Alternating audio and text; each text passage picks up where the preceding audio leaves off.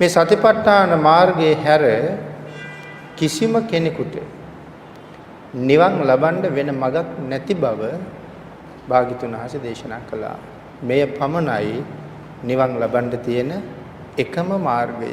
ඒ නිසාම ඒකායනෝ අයං භික්කවේ මග්ගෝ මහණෙනි මේ තමයි නිර්වාණය සඳහා තියෙන එකම මාර්ගය කියලා ශ්‍රී මුක ධාතුවෙන්ම පැහැදිලි කළා.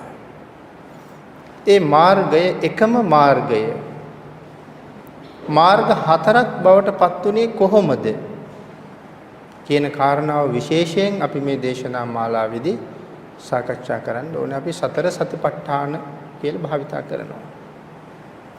එකම මාර්ගයේ සතිපට්ඨාන හතරක් වුණේ කොහොමද කියන කාරණාව ඒ නිසා විශේෂයෙන්ම භාජනය කළ ගත යුතුයි මේ සාකච්ඡාවට මේ දේශනාවට. ඊට කලින් අපි විසින් මේ මාර්ගයට බැහැගන්න සම්පූර්ණ කරගත යුතු කාරණා කීපයක් භාග්‍යතුන් වහන්සේගේ දේශනාවෙන්ම අපිට මතු කරලා ඒ කාරණාවත් සම්පූර්ණ කරගෙනම තමයි අපිට මෙතෙන්ට යා යුතු වෙන්නේ. එහෙම නැත්නම් අපි යමක් අතහැරලා ගියොත් ඒ අතහැරපු එකේ අඩුපාඩුව දැනෙන්න පටන් ගන්න මේකේ මැදට ගියාට පස්සේ. ඒ නිසා අපි ඒ කාරණාවත් සම්පූර්ණ කරගෙනම මෙතෙන්ට යා යුතුයි. බුදුරජාණන් වහන්සේ දේශනා කරලා තියෙනවා මේ සතිපට්ඨාන දේශනාව නිර්වාණය සඳහා තියෙන එකම මාර්ගයයි.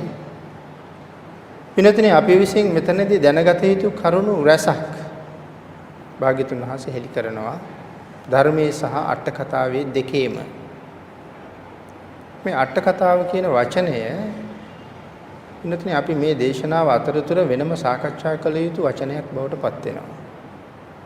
මොකද වර්තමානයේ මේ අටුවාව පිළිබඳව බොහෝ දෙනාට විවිධ ගැටලු සහ ප්‍රශ්න තියෙනවා. සමහරු අට කතාව පිළිගන්නේ නැහැ. සමහරු අටුවාවේ භාගයක් පිළිගන්නවා. සමහරු සම්පූර්ණ ප්‍රතික්ෂේප කරනවා. ඒ නිසා තව පිරිසක් අටුවාව පිළිබඳව සඳහන් කරනවා. සමහරලාට ශ්‍රාවකයා මේක ඔස්සේ මහ විශාල පටලැවිල්ලකට භාජනය වෙලා ඉන්නේ. කෝක හරිද? කෝක වැරදිද? කෝක පිළිගමුද? කෝක අනුමත කරමුද? කොයි මාර්ගයේ යා යුතුද කියන ගැටලුව ශ්‍රාවකයාට බොහෝ සෙයින් තියෙනවා. ඒ නිසා මේ දේශනාව තුළ මේ සම්පූර්ණ විස්තරයක් අපි මේ අටුවාව පිළිබඳව සාකච්ඡා කළ යුතුමයි. එතනට අවස්ථාව මේ දේශනාව ඉදිරියේ අපිට ලැබෙනවා. එතෙක් අපි මතක තියාගමු අට කතාව භාග්‍යවතුන් වහන්සේගේ ශ්‍රී මුක දේශනාවයි. භාග්‍යවතුන් වහන්සේගේ ප්‍රකීර්ණක දේශනාව හැටියට මේ අට කතාව විස්තරාර්ථ දේශනාව හැටියට අට කතාව සඳහන් වෙනවා. භාග්‍යවතුන් වහන්සේගේ විස්තරාර්ථ දේශනාව අපිට තේරුම් ගන්න බැහැ. ඒකේ තරම් දීර්ඝයි. කොතරම් දීර්ඝද? පින්නතුනි භාග්‍යවතුන් වහන්සේ යම් නිවසක මාලිගාවක දහවල් දාණයට වැඩියනම් දානේ වළඳලා ඉවර වෙලා භාග්‍යවතුන් වහන්සේ දායකයාට කරන අනුශාසනාව මදක් දික් කරන කළොත් එහෙම අද අපි පිටකයේ දකින දීඝනිකායයි මජ්ක්‍ධිමනිකායයි දෙකම තරම් දිගයි කියනවා මේ අනුශාසනාව. ඒ මේ ගෙදරක දානේ වළඳලා කරන අනුශාසනාව. අපිට හිතෙන්න පුළුවන් එතකොට මේ ගෙදර මිනිසුන්ට ආහාර ගන්න වෙලාවක් තිබුණේ නැද්ද? රැ වුණාද? පහුවදා එළි වුණාද? අපිට හිතෙන්න පුළුවන්. එහෙම කාලයක් භාග්‍යතුන් වහන්සේට ගත වෙන්නේ නැහැ. මේ විස්තරාර්ථ දේශනාවේ තරම් විචිත්‍රයි, ඒ තරම් දීර්ඝයි, ඒ තරම් වේගවත්. ඉතින් භාග්‍යතුන් වහන්සේ අපිට ඒ විස්තරාර්ථ දේශනාව අපිට එච්චරම අවශ්‍ය නැහැ. අවශ්‍ය නැහැ කියලා කියන්නේ ධර්මයේ අවශ්‍ය නැහැ කියන කාරණාව නෙමෙයි. ත්‍රිපිටකයට මේ ධර්මයේ මෙච්චර සංග්‍රහ විය යුතුයි. අට කතාවට මේ ධර්මයේ මෙච්චර සංග්‍රහ විය යුතුයි. ඒ ප්‍රමාණය මේ ශ්‍රාවකයන්ගේ නිර්වාණ අවබෝධය සඳහා ප්‍රමාණවත් කියන තීරණය කළේ ਸਰවඥතා ඥාණයෙන් මිසක් වෙන කිසි කෙනෙකුට එහෙම තීරණය කරන්න බැහැ. ඒ නිසා භාග්‍යතුන් වහන්සේ අපිට අවශ්‍ය කොටස මේ විදිහට අපිට ඉතුරු කරලා තියෙනවා. නිසා අපි මේ අටුවාව පිළිබඳව විස්තරාර්ථ දේශනාව පිළිබඳව පැහැදිලි කිරීමක් ඉස්සරහට සිදු කර ගනිමු. විශේෂයෙන් අටුවාව පිළිබඳව තියෙන ගැටලුව තමයි බුද්ධඝෝෂ ස්වාමීන් වහන්සේය මේ ධර්මය මේ විදිහට ලීවේ. ඒ නිසා උන්වහන්සේට ඕන හැටියට ධර්මයේ වෙනස් වෙන්න ඇති. භාග්‍යතුන් වහන්සේ දේශනා කරපු ධර්මය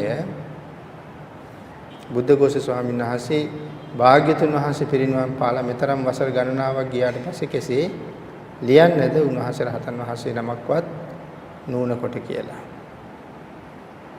ඉතින් එහෙම සමහර වෙලාවට බොහෝ සැක සංකා උපදින්න පුළුවන්. නමුත් ඒ හරියටම මේ ධර්මය පරිශීලනය කරලද එහෙම ප්‍රකාශ කරන්නේ හරියටම ධර්මයේ පරිශීලනය කරලද අටුවාව ප්‍රකාශ කරන්නේ කියලා අපිට ඊට පස්සේ හිතන්න සිද්ධ වෙනවා. බුද්ධඝෝෂ ස්වාමීන් වහන්සේ කියලා කියන්නේ මහා කල්ප ලක්ෂයක් පෙරම් පුරලා ඉන්නේ මෙතෙන්ට. දිව්‍ය ලෝකෙ ඉඳලා රහතන් වහන්සේලා ගිහිල්ලා තමයි ආරාධනා කරලා වැඩමවා ගන්න. පුදුමාකාර ඥාන ශක්තියක්. නම බුද්ධඝෝෂ නෙමෙයි. භාග්‍යතුන් වහන්සේගේ ධර්මය මේ තරම් විචිත්‍රවත්ව හසුරවන්න පුළුවන් වෙච්ච නිසා බුද්ධඝෝෂ කියන නම එකතු කරන්නේ මහරහතන් වහන්සේලා. නැත්තම් කලින් නම බුද්ධඝෝෂ නෙමෙයි. රහතන් වහන්සේලායි බුද්ධඝෝෂ කියන නම දෙන්නේ. අනික මේ බුද්ධඝෝෂ ස්වාමීන් වහන්සේ ධර්මයේ මෙහෙම සංග්‍රහ කරන්නේ කෝටි ගණන් රහතන් වහන්සේලා වැඩ හිටපු කාලෙක. රහතන් වහන්සේලා එක්කෙනෙක් දෙන්නෙක් තැන තැන වැඩ හිටපු කාලෙක නෙමෙයි. කෝටි ගණන් රහතන් වහන්සේලා වැඩ හිටපු කාලෙක. ඒ නිසා අපි මේක විශේෂයෙන් සාකච්ඡාවට භාජනය කරගත යුතුයි. මේ අවස්ථාවේ අපි සඳහන් කළා කරුණු කීපයක් අපි සාකච්ඡා කරන්න ඕනේ කියලා. ඒ භාග්‍යතුන් වහන්සේගේ අටුවාවෙන් මේ කරලා තියෙන විස්තරයත් එක්ක පළමුවෙන්ම විස්තර කරගෙන සාකච්ඡා කරගත යුතු කාරණාව තමයි සතිපට්ඨාන මාර්ගයේ ගමන් කරන්න කලින් මේ තිසරණ සරණ යාම කියන කාරණාව පිළිබඳව. තිසරණ සරණ යාම. නමුත් කොතෙක් සාකච්ඡා කළත් අපිට තෙරුවන් සරණ යාම කියන එක සාකච්ඡා කරලා ඉවර කරන්නත් බෑ. ඒ තරම් ගැඹීරයි, ඒ තරම් ප්‍රණීතයි. තිසරණ සරණ යාම කියන කාරණාව අපි ටිකක් කෙටියෙන් සාකච්ඡා කළොත් වෙනතන තිසරණ සරණ ගියපු පුද්ගලයා තමයි බෞද්ධයා බවට පත් වෙන්නේ. තිසරණ සරණ ගියා කියලා කියන්නේ භාග්‍යතුන් වහන්සේව සරණ ගියා කියන එකයි.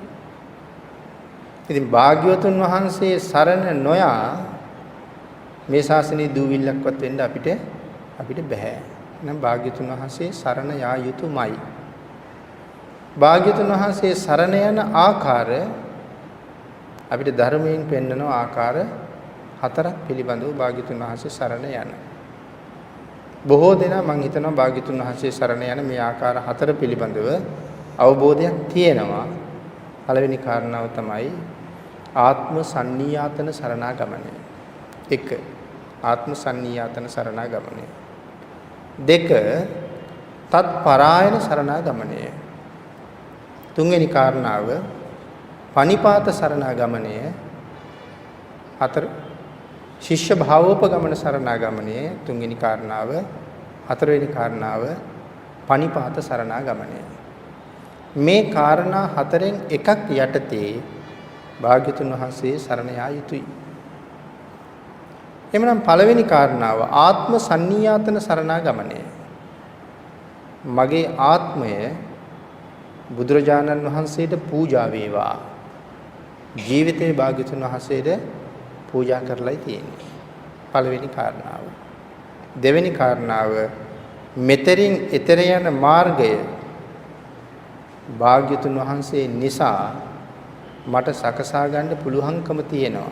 මෙතරින් එතරට යන මග සකසා ගන්න පුළුවන්. ඉතින් ඔක අපි කලින් සාකච්ඡා කරපු වෙලාවක සඳහන් කළා මේ බුද්ධං සරණං ගච්ඡාමි කියන ප්‍රකාශය පිළිබඳව. මේක දිවුරුම් ප්‍රකාශයක් කියලා. හරියටම දිවුරුම් දෙන්න ඕනේ භාග්‍යතුන් වහන්සේ ළඟ. ස්වාමීනි මම ඔබ වහන්සේ අනුව ගමන් කරනවා. ඔබ වහන්සේට වන්දනා කිරීම, ඔබ වහන්සේගේ මඟ ගමන් කිරීම විතරයි මෙතරින් එතරට යන්න මට තියෙන එකම මග කියන කාරණාව භාග්‍යතුන් වහන්සේට පිළිගන්න ඕනේ භාග්‍යතුන් වහන්සේගෙන්. තුන්වෙනි කාරණාව ශිෂ්‍ය භාවෝපගමන සරණාගමනය. ස්වාමීනි මම ඔබ වහන්සේගේ ශිෂ්‍යයා බවට පත් වෙනවා. ඉතින් මේ ශිෂ්‍යයා බවට පත් වෙනවා කියලා කියන්නේ වර්තමාන ශිෂ්‍යයා ගැන නෙමෙයි සඳහන් කරන්නේ අතීතයේ හිටපු ශිෂ්‍යයා පිළිබඳව. අතීත ශිෂ්‍යයා ගුරුවරයාට පුදුමාකාර ගෞරවයක් තිබුණා. ගුරු ගෞරවය. අනික අතීත ගුරුවරයාත් ශිෂ්‍යයාට ගියපු ගමන් අධ්‍යාපනය ලැබලා දුන්නේ නැහැ. ශිෂ්‍යයාව පරීක්ෂා කළා. පරීක්ෂණයට භාජනය කරලා තමයි අධ්‍යාපනය ලැබලා දුන්නේ.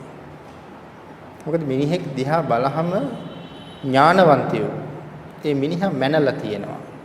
මෙයා මෙන්න මෙහෙම කෙනෙක්.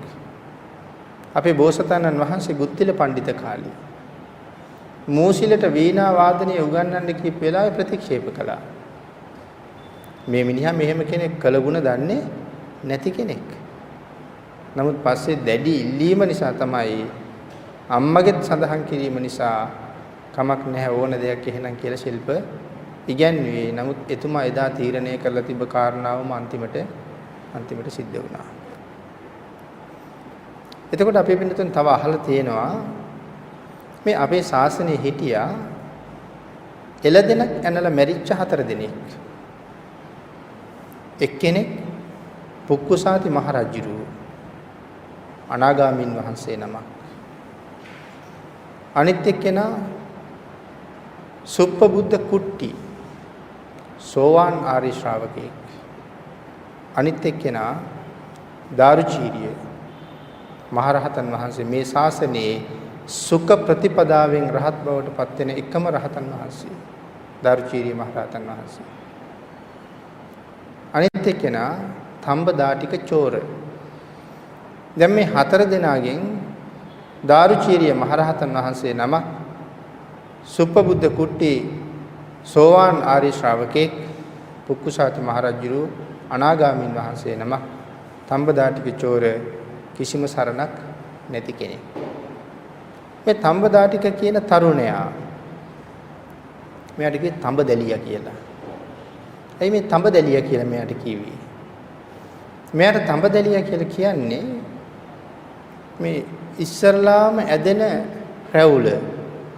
අපි කියන්නේ දැලි රැවුල කියලා. මෙයාගේ මේ ඇදෙන රැවුල් ගස් තඹ පාටයි. ඒ නිසා මෙයාට නමක් පට බැඳුණා තඹදැලියා කියලා. බොහොම ශක්තිමත් තරුණයෙක්. මෙයාට කරන්න රස්සාවක් නැහැ. ඒ හින්දා මෙයා ගියා හොරුන්ට එකතු වෙන්න. හොර කණ්ඩායම ළඟට ගිහිල්ලා කිව්වා මමත් ඕගොල්ලොත් එක්ක එකතු වෙන්න කැමතියි. හොර කණ්ඩායමේ එක්කෙනෙක් මෙයා අරන් ගියා හොර නායකයා ගාවට. හොර නායකයා ටික වෙලාවක් මෙයාගේ මූණ දිහා බලාගෙන ඉඳලා කිව්වා මෙයා අපේ කණ්ඩායමට එපා. මොකද මෙයා තීරණය කරනවා මොහු බිහි කරපු අම්මවත් අඳුරන්නේ නැති මිනිහෙක්. එහෙනම් කණ්ඩායමට එපා. එපා කියලා ප්‍රතික්ෂේප කෙරුවට මොහු යන්නේ නැහැ. හොරු 500ක් මේ කණ්ඩායමේ ඉන්නවා. 500ෙම ගිහිල්ලා හොරකම් කරලා එනකන් මොහු මේගොල්ලන්ගේ වාඩියට වෙලා ඉඳගෙන මේගොල්ලෝ එනකොට උයලා පිහලා තියෙනවා. වසර ගණනක් මෙහෙම කරලා තව තවත් විශ්වාසය දිනාගෙන දෙවනි වතාවටත් කෙනෙක් එක්ක ගිහිල්ලා හොර නායකයා හම්බෙලා කතා කරුවා. තමන්ගේ පිරිසේ අයගේ ආයාචනාව නිසා මෙයා කණ්ඩායමට එකතු කළා. හැබැයි හොර නායකයා දැනගෙන හිටියා මේ කලේ ඒ තරම් යහපත් වැඩක් නං නෙවෙයි.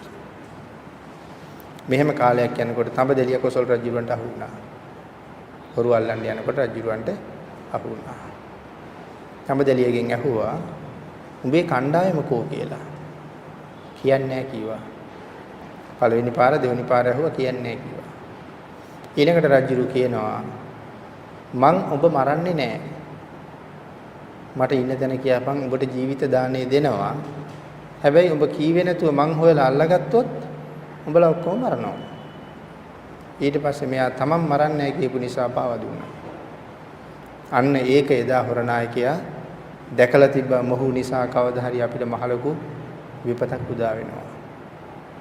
එහෙමනම් අතීත ගුරුවරයා කෙනෙක් දිහා බලලා ටික කාලයක් ඔහු අධ්‍යයනය කරලා ඔහුගේ ගතිගුණ මැනලා තමයි ඔහුට ශිල්ප කියලා දුන්නේ. ඒ වගේම අතීත ශිෂ්‍යයා ගුරුවරයාට පුදුම විදිහේ භක්තියක්, ලෙන්ගතුකමක්, ගුරු ගෞරවයක් තිබුණා. ඒ කාරණාව පැහැදිලි වෙන්න තවත් තැනක් මේ කාරණා ටික සඳහන් කරන්නේ එහෙමනම් ශිෂ්‍ය භාවෝපගමන සරණාගමණයෙන් සරණ යනවා නම් භාග්‍යතුන් වහන්සේට අපි කෙසේ කීකරු විය යුතුද කියන කාරණාව තහවුරු කරගන්න. අපේ පින්නතුන්ට මතකයි අපේ අඟුලිමාල ස්වාමීන් වහන්සේ අහිංසක. නමුත් තමන්ගේ සහෝදර ශිෂ්‍ය පිරිස ගොතාපු කේලම නිසා ගුරුවරයා මෙයාට කියනවා මිනිස්සු 1000ක් මරලා මට ගුරු පූජාවක් කරන්න කියලා. ගුරුවරයා බලාපොරොත්තුුනේ නෑ මෙයා මිනිස්සු 1000ක් මරයි කියලා. මිනිහෙක් දෙන්නෙක් මරනකොට මිනිස්සු ගහලා මෙයා මරයි කියලායි කල්පනා කළේ. අවශ්‍ය වුණෙත් මෙයා මරවන්න. මොකද ආචාර්යවරයාටත් හිතුණා මෙයා මරන්න. නමුත් මැරුවොත් වෙන ප්‍රශ්නයක් තියෙනවා. මිනිස්සු ඊට පස්සේ කියනවා දිසාපාමුක් ආචාර්යවරයා ළඟ ඉගෙන ගන්න ශිෂ්‍යයන්ව ආචාර්යවරයා විසින් මරනවා. එහෙම කියලා ආයේ ශිෂ්‍යයෝ මේ ගුරු ගෙදරට එන්නේ නැතුව ගියොත් ආචාර්යවරයාට ලැබෙන්න තියෙන සම්පත් ටික නොලැබී යනවා. උපායක් කල්පනා කිරියේ මිනිස්සු ලව්වා මොහු මරවන්න. ඒකයි කියේ මිනිස්සු 1000ක් මරලා ගුරු පූජාවක් ඕනේ. ස්වාමීනි ආචාර්යතුමනි එහෙම කියන්න එපා. මට මිනිස්සු මරන්න බෑ. මං හරි අහිංසක මිනිහෙක්. මම අහිංසක කියලා කෙනෙක්. ඊට පස්සේ ගුරුවරයා කියනවා උඹට මේ වැඩේ කරන්න බැරි නම් උඹට ශිල්ප පිහිටන්නේ නැහැ.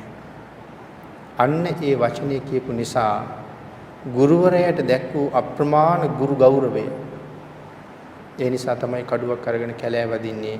මේ කැලෑ වදින්නේ කැලේට ගිහිල්ලා මං හොරෙන් පැනලා යනවා කියලා හිතාගෙන එහෙම නෙවෙයි. මිනිස්සු 1000ක්ම මරලා මේ ගුරු පූජාව කරලා තමයි ගෙදර යන්නේ. ඒ චේතනාවෙන් තමයි මේ කැලෑ වැදුනේ. එහෙමනම් ගුරුවරයා කීවොත් අහවල් දේ කරන්න කියලා ඒ වැඩේ නොකර ඉන්නේ නැහැ කවදාවත්. ඒ තරම් පුදුම ගෞරවයක් තිබුණා. එහෙමනම් ශිෂ්‍ය භාවෝපගමන සරණාගමනේ භාග්‍යවතුන් වහන්සේ අපට දේශනා කරලා තියෙනවා නම් යමක් මෙන්න මේ දේ කළ යුතුයි, මේ දේ නොකළ යුතුයි. භාග්‍යවතුන් වහන්සේ එපා කියපු දේ මුළු ජීවිතෙන්ම අතහරින්න ඕනේ. භාග්‍යතුන් වහන්සේ කළ යුතුයි කියලා දේශනා කරපු දේ දිවි හිමියෙන් ක්‍රියාවට නගන්න පුරුදු වෙන්න ඕනේ. ඒ තරම් පහසුද කාරණා එකක්වත්. ශිෂ්‍ය භාවෝපගමන සරණාගමනය. අන්තිම කාරණාව පනිපාත සරණාගමනය. ගුණය දැක සරණ යනවා. ඉතින් පින්නතුනි මේ මොකද්ද කියන්නේ? ඒකාන්තයෙන් මගේ මුළු ජීවිතේම ධම්මානුධම්ම ප්‍රතිපත්තියේ හැසිරෙනවා කියන කාරණාවයි මේ කියන්නේ. ධර්මානුධර්ම ප්‍රතිපත්තියට බාහිරව කිසි දෙයක් කරන්නේ නැහැ. ඉතින් මේ කාරණාව ඒ තරම් සුළුපටු කාරණාවක් නෙවෙයි. ඊටාම අසීරු කාරණාවක්. ඒ නිසායි සඳහන් කරන්නේ මේ ලෝකේ අමාරු දෙයක් තියෙනවා නම් මේ ලෝකේ තියෙන අමාරුම වැඩේ තමයි මෙන්න මේ බුදුන් සරණ යනවා කියන කාරණාව. හරියටම සරණ යනවා නම් ධර්මානුධර්ම ප්‍රතිපත්තිය යෙදෙනවා නම් සියලුම දේශනා පිළිගත යුතුයි. ඒ වගේම භාග්‍යතුන් වහන්සේගේ ශක්තිය, දෙතිස් මහා පුරුෂ ලක්ෂණ, 80ක් අනුව්‍යංජන ලක්ෂණ, 216ක් මංගල ලක්ෂණ, මේ සම්මා සම්බුද්ධ ශරීරයේ තිබුණ අසිරිය සහිතව මේ දේශනාව මනාව බාරගත යුතුයි. ඉතින් අපිට මේ කරුණු විමසගෙන යනකොට සැක මතුවෙන්න පුළුවන්. මේ කාරණාවත් මෙහෙමමද කියලා සැක මතුවෙන්න පුළුවන්. එහෙනම් අපි එක කාරණාවක් සාකච්ඡා කරලා යමු. මම හිතන්නේ සියලු දෙනාම දන්නවා මහා කාශ්‍යප මහරහතන් වහන්සේ ශාසනයට ඇතුල් වෙන්න පැමිණිච්ච වෙලාවේ පිප්පලිගේ ගුණය භාග්‍යතුන් වහන්සේ සඳහන් කරනවා. පිප්පලි කුමාරයාගේ ගුණය. මේ අහස මහ පොළොව කම්පා වෙනවා මේ ගුණයට. මහ මුහුදට ගිහිල්ලා ඔබ මගේ ශාස්ත්‍රූ කියලා කිව්වොත් මහ පොළොව වේලෙනවා. මහ පොළොවට මහ මුහුද වේලෙනවා. මහ පොළොවට කිව්වොත් ඔබ මගේ ශාස්ත්‍රූ කියලා මහ පොළොව වෙවුලනවා. මහා මේරු පර්වතය ළඟට ගිහිල්ලා කිව්වොත් මහා මේරු පර්වතය ඔබ මගේ ශාස්ත්‍රූ කියලා මහා මේරු පර්වතය ඉහිරෙනවා. නමුත් භාග්‍යතුන් වහන්සේ සඳහන් කරනවා කාශ්‍යප ඔබ වාගේ ගුණවතුන් ලක්ෂයක් කෝටියක් ප්‍රකෝටියක් මගේ ළඟට ඇවිල්ලා මගේ වටේට ඉඳලා කිව්වොත් ස්වාමීනි භාග්‍යතුන් වහන්සේ ඔබයි අපේ ශාස්ත්‍රූ කියලා මම දෙපාරක් හිතන්නේ නැහැ. ඔව් කාශ්‍යපේ මමයි ඔබලාගේ ශාස්ත්‍රූ කියලා කියනවා. කාශ්‍යපය ඔබලාගේ ගුණයට මේ සම්මා සම්බුද්ධ ශරීරයේ එක රෝම කූපයක්වත් හොලවන්න බෑ කියලත් දේශනා කළා. මේ පාංශුකුල චීවරයේ කොනවත් හොලවන්න ඔබලාගේ ගුණයට බැරි බව දේශනා කළා. එහෙනම් මේ තරම් අසීමාන්තික ගුණයක් මේ ලෝකෙ කිසි කෙනෙකුට හොලවන්න බැරි ගුණයක්. ඒක අපිට පිළිගන්න පුළුවන්ද කියන කාරණාව අපි අපින් විමසන්න ඕනේ. ඊළඟට පින්නතුනි භාග්‍යතුන් වහන්සේගේ ශක්තිය දස බල කියලා කියනවා. දස බල කියලා කියන්නේ චද්දන්ත කුලයේ ඇත්තු 10 දෙනෙකුගේ ශක්තිය. එතකොට චද්දන්ත කුලයේ ඇත්තු 10 දෙනෙක් මිනිස්සුන්ගේ ශක්තිය හැටියට කල්පනා කරුවොත් කොයි වගේ ශක්තියක් වෙන්න ඇද්ද? පුරුෂ කෝටි 10000ක ශක්තිය තමයි භාග්‍යවතුන් වහන්සේගේ මේ පියවි කයේ ශක්තිය. ඒක 이르දිමය ශක්තිය නෙවෙයි. පියවි කයේ ශක්තිය පුරුෂ කෝටි 10000ක් කියන්නේ මිනිස්සු මධ්‍යම පුරුෂයෝ කෝටි 10000ක ශක්තිය. බුද්ධ කයේ ශක්තිය. මේ ඇත් කුල වලින් තමයි මේක සඳහන් කරන්නේ. මේ ලෝකයේ ඇත් කුල එතන ඇත් කුල 10ක් පිළිබඳව ධර්මයේ සඳහන් කරනවා. පළවෙනි ඇත් කුලේ තමයි මේ කාලවක කියලා කියන්නේ. මුලින්ම කියන කුලය අඩුම ශක්තිය තියෙන ඇත්තු. කාලවක ඇත්තු. එක කාලවක ඇතෙකුට තියෙනවා මධ්‍යම ප්‍රමාණයේ පුරුෂයෝ 10 දෙනෙකුගේ ශක්තිය. දැන් අපි පිළිතුරු මේ ගාන හදලා බලන්නකො හරියනවද කියලා. කාලවක ඇතෙකුට තියෙනවා මධ්‍යම ප්‍රමාණයේ පුරුෂයෝ 10 දෙනෙකුගේ ශක්තිය. දෙවෙනි ඇත් කුලයේ තමයි ගංගෙය්‍ය කියලා කියන්නේ. ගංගෙය්‍ය කුලයේ එක ඇතෙකුට තියෙනවා කාලවක ඇත්තු 10 දෙනෙකුගේ ශක්තිය. කාලවක ඇතෙකුට තියෙනවා මිනිස්සු 10 දෙනෙකුගේ ශක්තිය. කාලවක ඇත්තු 10 දෙනෙකුගේ ශක්තිය තියෙනවා එක ගංගෙය්‍ය ඇතෙකුට. එතකොට ගංගෙය්‍ය ඇතෙකුට මිනිස්සු 100ක ශක්තිය තියෙනවා. ගංගෙය්‍ය ඇත්තු 10 දෙනෙකුගේ ශක්තිය තියෙනවා පණ්ඩර කුලයේ එක ඇතෙකුට. එතකොට පණ්ඩරයෙකුට තියෙනවා මිනිස්සු 1000ක ශක්තිය. පණ්ඩරයෝ 10 දෙනෙකුගේ ශක්තිය තියෙනවා එක තම්බයෙකුට. එතකොට තම්බයෙකුට තියෙනවා මිනිස්සු 10000ක ශක්තිය. තම්බයෝ 10 දෙනෙකුගේ ශක්තිය තියෙනවා එක පිංගලයෙකුට. එතකොට පිංගලයෙකුට තියෙනවා මිනිස්සු ලක්ෂයක ශක්තිය. පිංගලයෝ 10 දෙනෙකුගේ ශක්තිය තියෙනවා එක ගන්ධයෙකුට. එතකොට ගන්ධයෙකුට තියෙනවා මිනිස්සු ලක්ෂ 10ක ශක්තිය. ගන්ධයෝ 10 දෙනෙකුගේ ශක්තිය තියෙනවා එක මංගලයෙකුට. එතකොට මංගලයෙකුට තියෙනවා මිනිස්සු කෝටියක ශක්තිය. එතකොට මංගලයෝ 10 දෙනෙකුගේ ශක්තිය තියෙනවා එක හේමංචයෙකුට. එතකොට මංගලයෝ 10 දෙනෙකුගේ ශක්තිය එක හේමංචයෙකුට එනකොට හේමංචයෙකුට තියෙනවා මිනිස්සු කෝටි 10ක ශක්තිය. හේමංචයෝ 10 දෙනෙකුගේ ශක්තිය තියෙනවා උපෝසතයෙකුට. උපෝසතයෙකුට තියෙනවා මිනිස්සු කෝටි 100ක ශක්තිය. උපෝසතයෝ 10 දෙනෙකුගේ ශක්තිය තියෙනවා චද්දන්ත කුලයේ ඇතෙකුට. එතකොට චද්දන්තයෙකුට තියෙනවා මිනිස්සු කෝටි 1000ක ශක්තිය. චද්දන්තයෙකුට මිනිස්සු කෝටි 1000ක ශක්තිය තියෙනවා. භාග්‍යවතුන් වහන්සේගේ ශක්තිය චද්දන්ත කුලයේ ඇත්තු 10 දෙනෙකුගේ ශක්තිය කියන්නේ මිනිස්සු කෝටි 10000ක ශක්තිය.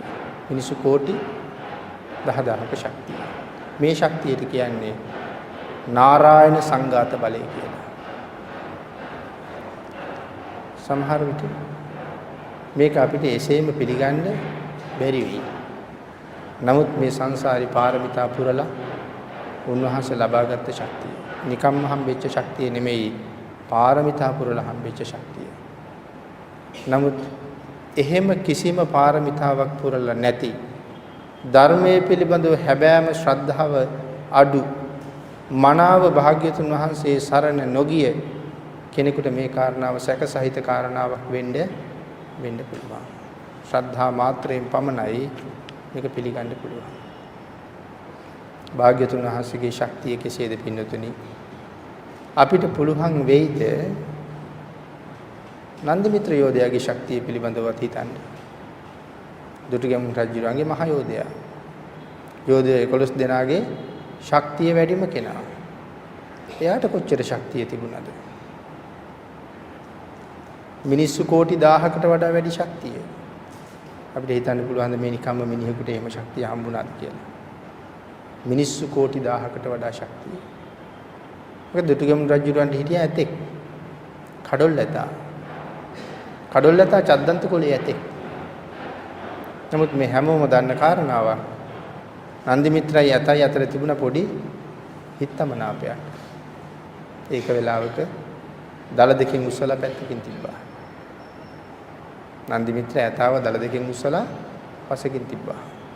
ඇතාට එයාගේ ශක්තිය පිළිබඳව, අභිමානය පිළිබඳව කැලලක් ඇති වුණා. මේ මිනිසයා උස්සලා ටික පිටිපස්ස පැත්ත බිම ඇනලා තිබ්බා.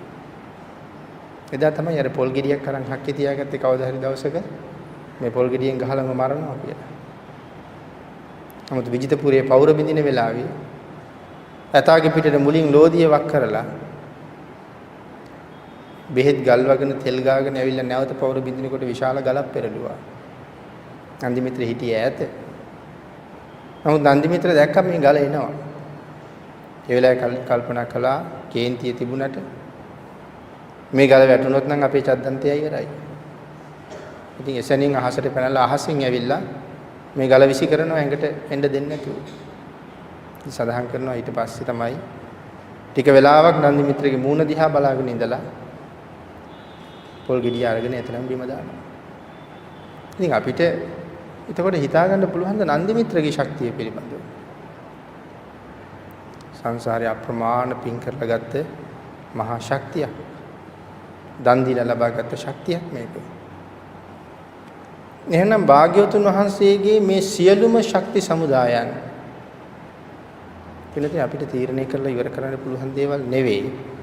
මේ කාරණාව හරියටම ගැඹුරට මේ තෙරුවන් සරණ යනවත් නැත්නම් භාග්‍යවතුන් වහන්සේ සරණ යනවා කියන කාරණාව සාකච්ඡා කළොත් තථාගත කියන වචනේ කාරණා 8ක් බෙදාගෙන සාකච්ඡා කරන්න ඕනේ. නමුත් මේ කරුණ අපි තැන් වල සාකච්ඡා කරලා තියෙනවා. අනාගතයේ සමහරලාට බොහෝ වෙලාවට අහන්න ලැබෙයි බොහෝ දේශනාවල් වලින්. ඉතින් බුදුන් සරණ යනවා කියන කාරණාව අත්‍යවශ්‍යයි. මොන මාර්ගයේ ගමන් කරන්නද? සතිපට්ඨාන මාර්ගයේ ගමන් කරන්න. එහෙමනම් සතිපට්ඨාන මාර්ගයේ ගමන් කරන්න පුළුවන් වෙන්නේ බෞද්ධයෙකුට පමණමයි කියන කාරණාවයි මෙතන කියන්නේ. එහෙමනම් පින්නතේ මේකේ දෙවෙනි කාරණාව තමයි පිරිසිදු සීලයක පිහිටලා ඒ සීලය ආරක්ෂා කළ යුතුයි. මේ කරුණ සඳහන් කරන්නේ සතිපට්ඨාන මාර්ගයේ යන්න බලාපොරොත්තු වෙන කෙනෙකුටයි. පළවෙනි කාරණාව භාග්‍යතුන් වහන්සේ සරණ යාම. භාග්‍යතුන් වහන්සේ සරණ යාම තුළ ධර්මයයි සංඝයයි දෙකම සරණ යනවා. පළවෙනි කාරණාව තෙරුවන් සරණ යාම. දෙවෙනි කාරණාව පිරිසිදු සීලයක පිහිටන්න ඕනේ. සිල් නැතුව මේ ගමන කොහොමවත් යන්න බෑ. එතකොට මේ සතිපට්ඨාන මාර්ගය කියන එක මොනතරම් සංකීර්ණද කියන කාරණාව දැන් ටික ටික අපේ බින්දුතුන්ට දැනෙනවා ඇති. මනා වූ සීලයක් අත්‍යවශ්‍යයි.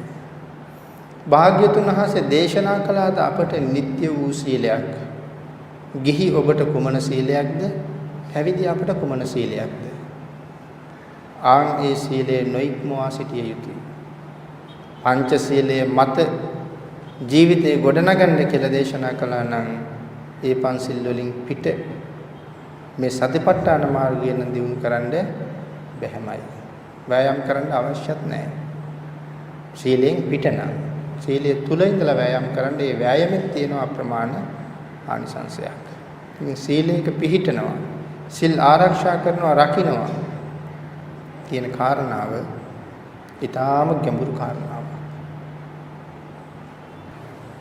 පාණාති පාතා වේරමණී සික්ඛාපදං සමාදියාමි කියන වචනේ ප්‍රකාශ කරනකොට සීලය හරියටම සමාදන් වුණා නම් හැම කෙනෙකුටම මතක් වෙන්න ඕනේ දිවි හිමියෙන් ප්‍රාණඝාතය කරන්නේ දිවි හිමියෙන් ප්‍රාණඝාත නොකරන්නයි මේ පොරොන්දු වෙන්නේ කියන මතකයේ එන්න ඕනේ.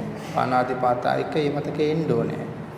අදින්නා දානායක කාමීසු මිච්ඡාචාරායක මුසාවාදා පිසුනා වාචා පරුසා වාචා සම්පප්පලාපා මිත්‍යා ජීවා මේ කරුණු ටික සඳහන් කරනකොට මේ වැරදි කාරණාව දිවි හිමියෙන් කරන්නේ නැහැ කියලා සමාදන් වෙච්ච දවසේ ඉඳලා පුරුදු වෙන්න ඕනේ.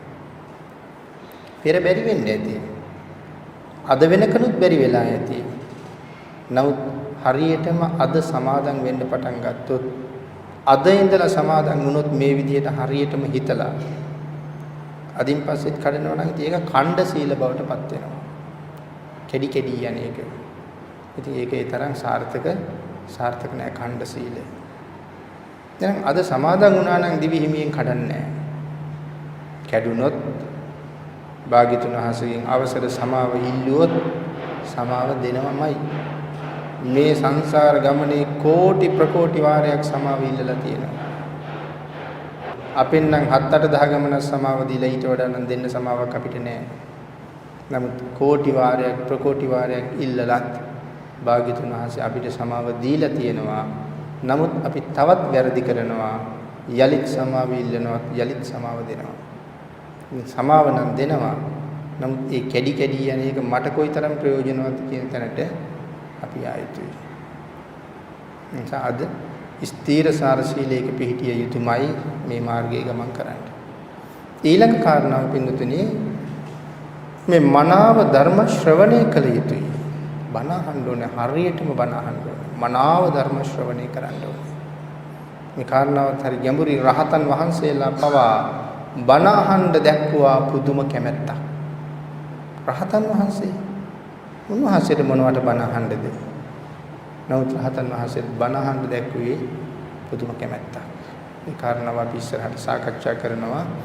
මේ මනාව සද්ධර්ම ශ්‍රවණය කරලා අදාළ ධර්ම කාරණාව ඔස්සේ තමන්ගේ సంతානය තුළ ඇති සැකය දුරු කරන්න ඕනේ. මොකද මේ සැකය කියන එකට අපි කියන්නේ විතිකිච්ඡාව කියන නීවරණය. විතිකිච්ඡාව සැකය. කවුරු ගැන සැකයද? බුද්ධාදී අටතන පිළිබඳව තියෙන සැකය. බුදුන් දහම් සඟුන් පිළිබඳව තියෙන සැකය දුරු කරන්න ඕනේ. ශික්ෂාපද පිළිබඳව තියෙන සැකය. භාග්‍යතුන් වහන්සේ පනවපු ශික්ෂාපද පිළිබඳව තියෙන සැකය. ඊළඟට අතීත අනාගත භවයේ පිළිබඳව තියෙන සැකය, අනාගත භවයේ පිළිබඳව තියෙන සැකය. මේ දෙකම දුරු කරන්න ඕනේ. ඊළඟට අතීත අනාගත භව පිළිබඳ සැකය කියලා නැවත සිහිපත් කරනවා. పూర్ව අපර භව පිළිබඳව සැකය දුරු කරන්න ඕනේ. ඊළඟ කාරණාව මේ පටිච්ච සමුප්පාද ධර්මයේ පිළිබඳව තියෙන සැකය දුරු කරන්න ඕනේ. මෙන්න මේ කාරණා පිළිබඳව ඇති වෙන සැකය නැත්තටම නැති කරන එක තමයි විතිකිච්ඡා නීවරණයෙන් ඉවත් වුණා කියලා සඳහන් කරන්න පුළුවන් වෙන්නේ. මේ සැකේ නැත්තටම නැති වෙන්නේ. ඒ කාරණාවත් මේ මාර්ගයේ ගමන් කරන පුද්ගලයා විසින් මනාව සම්පූර්ණ කරලා ප්‍රගුණ කරලා තිබිය යුතුයි.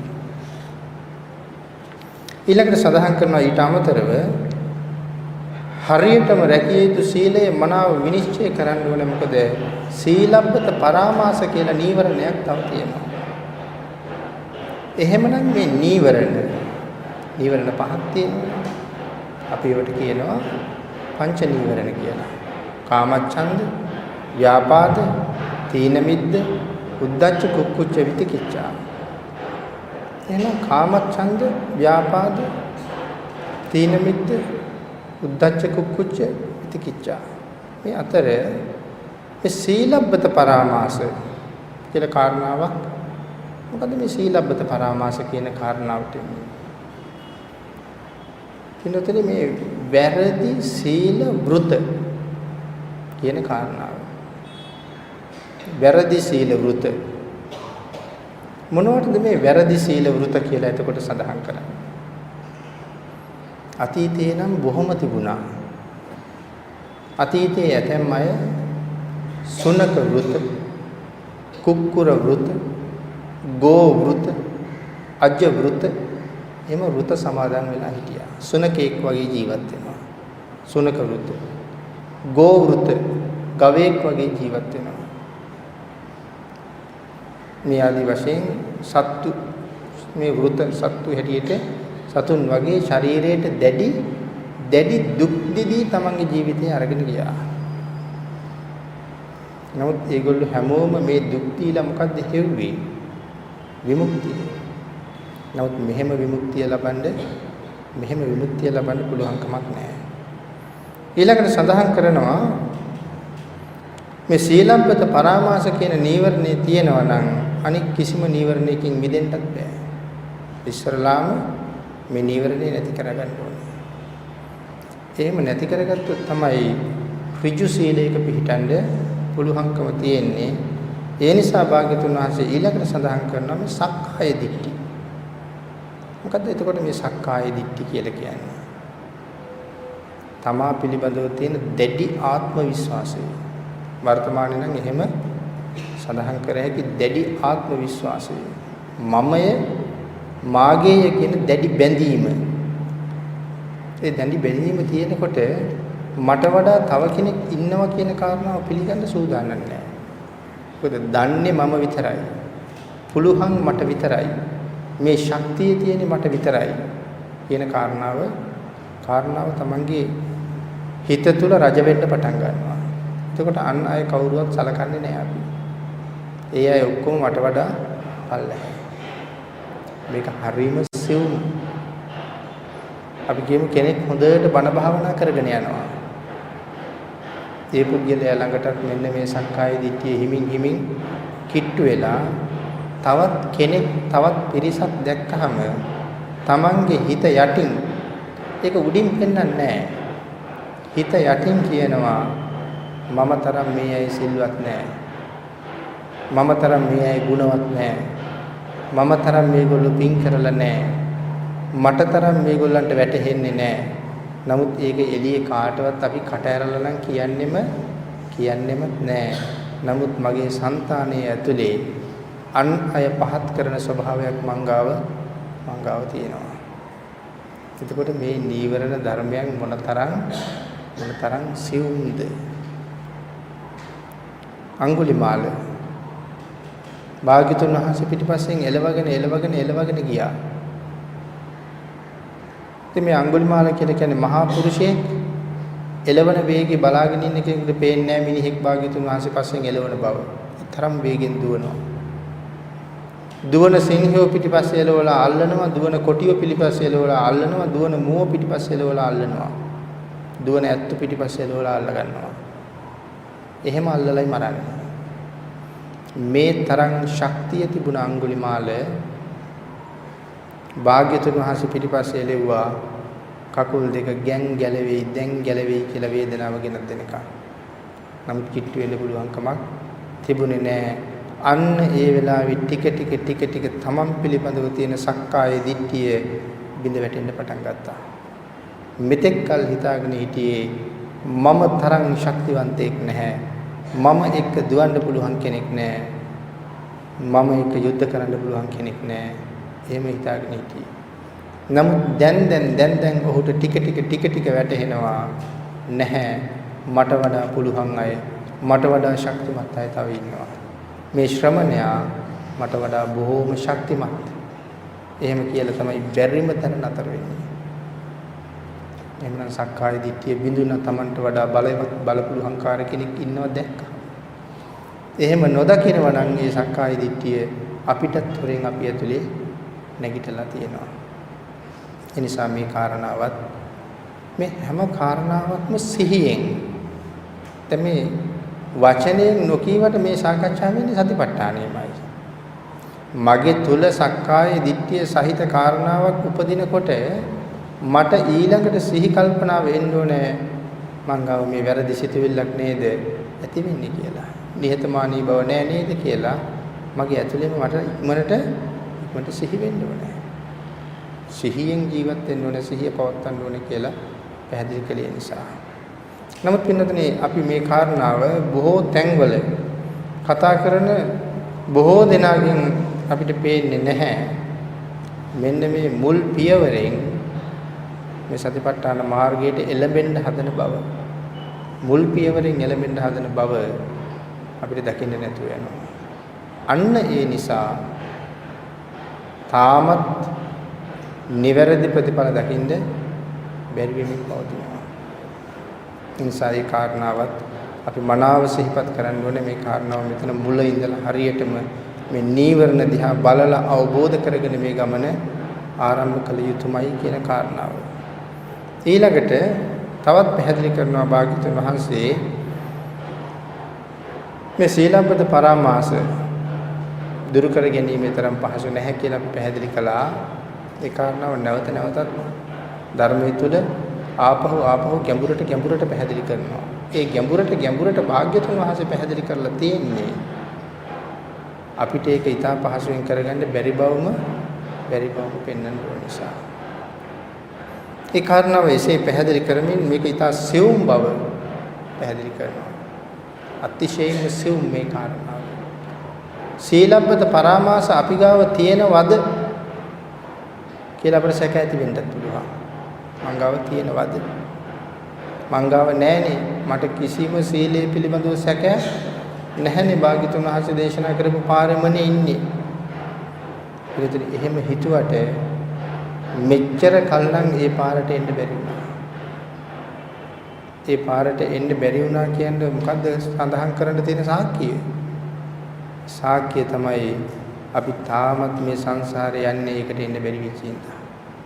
අදත් ඉපදිලා මෙතන මේ කාරණාව අහන්නේ තාමත් හරියට මෙතෙන්ට එන්න බැරි වෙච්ච නිසා. එහෙනම් මමවත් දන්නේ නැහැ මගේ තුල සීලබ්බත පරාමාස තියෙන බව. මොන තරම් සිහියෙන් සහ ධර්ම ශ්‍රවණය කරලා මේ කාරණාව අවබෝධයෙන් මේක තුලට එබිලා බලන්න වෙයිද කියන කාරණාව එතන තියෙනවා. ඊළඟට මෙහි ගැඹුරු බව භාග්‍යවතුන් වහන්සේ නැවත වතාවක් දේශනා කරනවා. අතිශයින්ම ගැඹුරුයි, ගම්භීරයි. බොහෝ දෙනෙකුට මේ කාරණාව ඉතා අමාරුවෙන් තේරුම් ගන්න සිද්ධ වෙන බව හිඟුතුනි අධ්‍යයනය කරන මේ ලෝකයේ ඇති පරම සැපය සොයන ක්‍රමයයි. අපි මේ අධ්‍යයනය කරන්නේ මේ ලෝකේ තියෙන පරම සැපය සොයන ක්‍රමයයි. මේ පටිච්ච සමුප්පාද මාර්ගයෙන්, සතිපට්ඨාන මාර්ගයෙන් මොකද්ද ලෝකේ තියෙන පරම සැපය? නිර්වාණ සැපයයි.